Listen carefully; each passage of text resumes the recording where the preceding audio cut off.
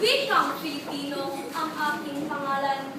Ipinanganak ko itong kalayaan. Ako ang ina at siyang dahilan ng pagkakaisa at ng kasarilan.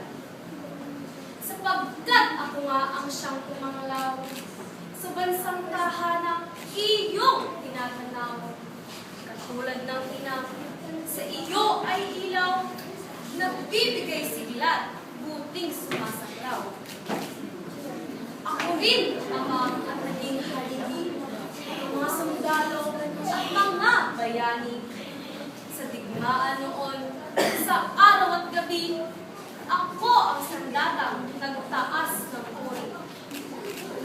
Pagkat akong wika ang lakas mo't uwa, ako'y lakas nitong bisig mo at diwa. Sa pamamagitan ng aking salita, ligtas ka sa uring tuksong magsama.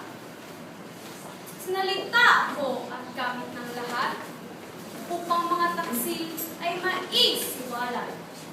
Sa Luzon, Visayas, sa lahat ng syudad, pati sa Mindanao, ako ay nangusap. At nakamit mo na ang hangad na laya mula sa dayuhang sakim at masama. Dilim na sumako sa bayan at bansa, dahiling umiwanag, pintig ay humina.